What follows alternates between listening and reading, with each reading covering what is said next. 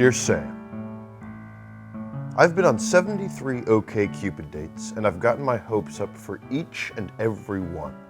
They've all bombed. Each girl seems to find a new and creative way to say, "It's not me, it's you."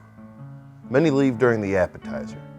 Other times I commit a huge unforced error, like when I laughed out loud at her alma mater. I just can't seem to get it right. I've been thinking of giving up altogether. Is there any conceivable reason to go on another date? Or am I a lost cause? Yours, Anthony. Ouch, ouch, ouch. I think for this I've got to introduce you to a Scottish friend of mine.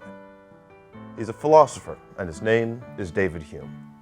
Now technically the guy's been dead for like 240 years, but I think you'll find he's a lot more helpful than most people alive, that's for sure.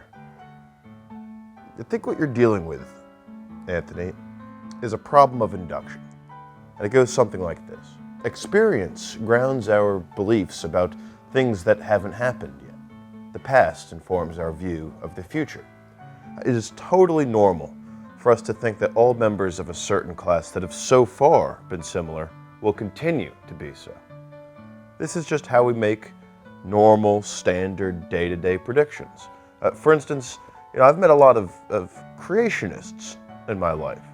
And every time I meet a creationist, I feel like I've got to talk a little slower, just a little simpler, And so it's fair for me to assume that every creationist I will meet and have yet to meet, I will also have to speak just a little bit clearer, just to really make it simple. That's just standard induction. But what reason do we have to think that future unobserved events will be like past experiences? I mean, how can we justify induction? Well, rather awkwardly, we're not really able to do so without further reference to past induction.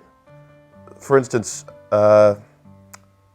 say I put my hand into a big pot of boiling water.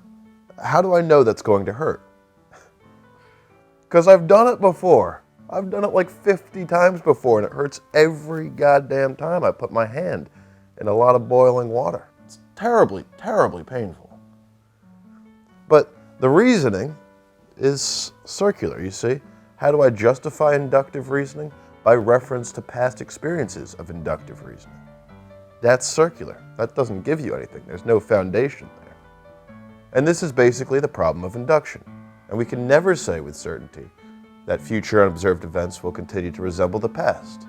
But we do. We think like that, normally, because of habit. That's what David Hume said, just because of plain old habit. And now Hume was pretty unnerved by this idea. I mean, it's pretty strange. He wanted to find a reason to think that induction worked, that it was reliable, that the future will resemble the past. But he couldn't. And so he offered a really nice solution to this one, which I happily will take up. Go outside, relax, maybe pour a glass of something that does give a bit of certainty. But to me, the problem of induction isn't really problematic in that sense. I mean, it's not scary or unnerving, it's enthralling, because it's a reminder of the uncertainty that life holds. And Anthony, this should be especially enthralling for you, because it means that your unblemished record of abject failure may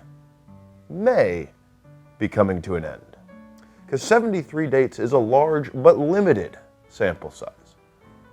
And you don't know what the 74th date will hold. It could be goddamn terrible.